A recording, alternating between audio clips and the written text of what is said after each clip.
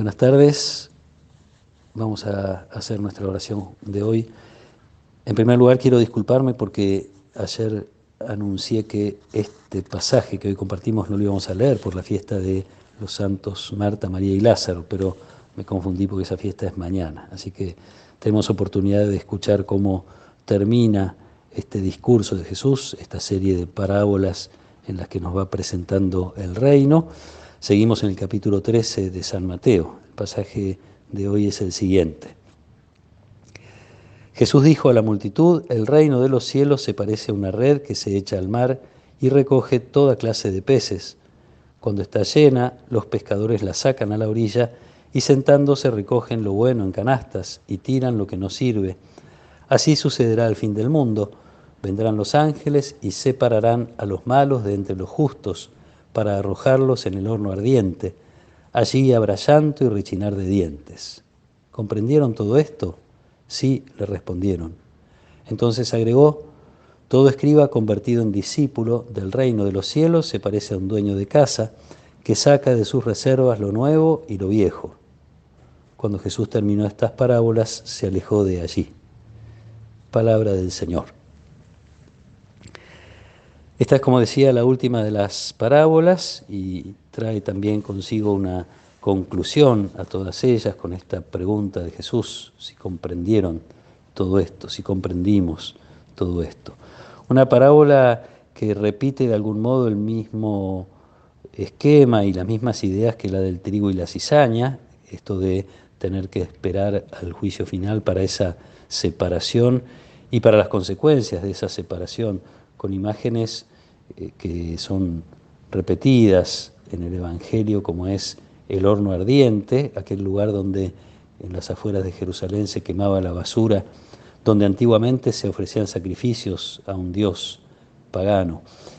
Tienen experiencia de ese lugar donde siempre hay llama, donde se está quemando todo el tiempo lo que no sirve. Y el llanto, el rechinar de dientes como signo de la frustración de la vida, de la tristeza de una vida que se pierde. Este es el destino de los malos, así como lo llama el Evangelio. Realidad que también habla otra vez de la paciencia de Dios, una paciencia que nos hace esperar y no estar siempre deseando que el mal desaparezca inmediatamente de un momento al otro, reconocer que existe el mal, está presente en el mundo, pero también con la sencillez de reconocer que el mal también existe y está presente en nuestro corazón. Entonces esta paciencia de Dios se convierte no solo en un modelo a la hora de mirar el mal que hay en el mundo, sino también en una invitación a la conversión. Este es un tiempo en el cual todavía podemos hacer crecer el reino en nuestra vida, en nuestro corazón. Y así comprender, entender las parábolas de Jesús significa tomar la decisión o la responsabilidad de abrazar las verdades que el Evangelio nos regala.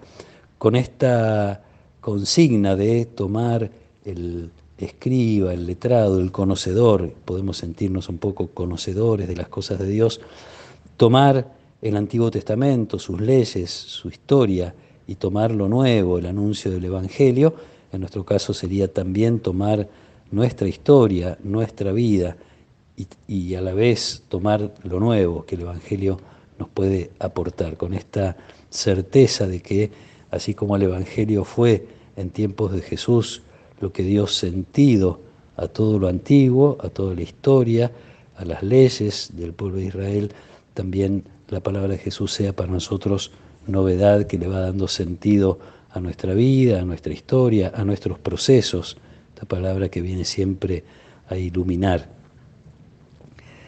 En definitiva, se trata de reconocer, como nos vienen diciendo las parábolas, que el reino se siembra, aunque hay rechazos, y precisamente por esos rechazos a veces es difícil ver que el reino crece, pero Jesús nos está diciendo que crece por el poder de Dios, a pesar de las apariencias, sin que sepamos bien cómo. Un Dios que es paciente, que sigue sembrando por sí mismo o a través de quienes intentamos sembrar la palabra de Dios, insisto, en el mundo y en nuestras propias vidas. Estas dos cosas creo que es bueno tenerlas presentes. Un reino que quiere abarcar toda la realidad humana y que quiere abarcar toda mi vida. En este sentido se nos hablaba de renunciar a aquello que pudiera ser un obstáculo a la presencia del reino. Porque el reino no es, en definitiva, otra cosa que la soberanía de Dios. Soberanía de Dios sobre la historia, sobre la humanidad, sobre mi historia, sobre mi humanidad. Reconocer esa soberanía y permitir que cada vez sea más efectivamente una soberanía donde todo quede como bajo la luz del Evangelio y todo se discierna con la luz del Evangelio. También nosotros podemos empezar a ir separando de nuestro corazón aquello que nos aparta de Dios. Con la esperanza puesta también en la palabra de Dios y en su obrar. Dios sigue sembrando. En la medida en que nos acercamos a su palabra, dispuestos a no acercarnos como quien ya conoce, como quien ya sabe lo que va a escuchar, aunque sean pasajes que hemos escuchado muchas veces o a los que nos hemos acercado muchas veces, el Evangelio siempre puede traer novedad, porque nuestra vida también cambia y entonces la palabra de Jesús puede ser interpretada de un modo diferente y nuevo cada vez que nos acercamos a ella.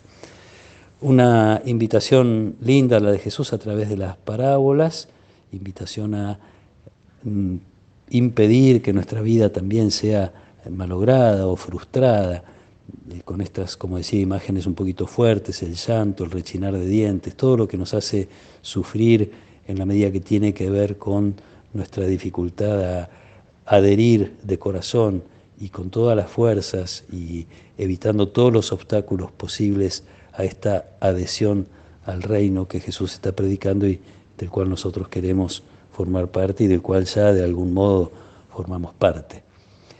Pidamos esta gracia en este día, Dios, de tener conciencia de nuestra historia, de nuestro pasado, de nuestra historia personal de relación con Dios y también de tener confianza y certeza de que el Evangelio siempre nos va a renovar, siempre nos va a ofrecer caminos de conversión en la medida en que necesitemos hacerlo, siempre nos va a ofrecer la posibilidad de que nuestra vida tenga profundo sentido y valor, así como el Evangelio da sentido al Antiguo Testamento, a las leyes, al pasado, al que hace referencia a Jesús, que también a nosotros el Evangelio nos garantice de algún modo ir haciendo el camino que nos introduzca cada vez más profundamente en el reino de Dios, en el reino que Jesús viene anunciando y sembrando. Que el Señor nos acompañe en esta tarde, que Él nos proteja y nos bendiga. En el nombre del Padre, y del Hijo, y del Espíritu Santo. Amén.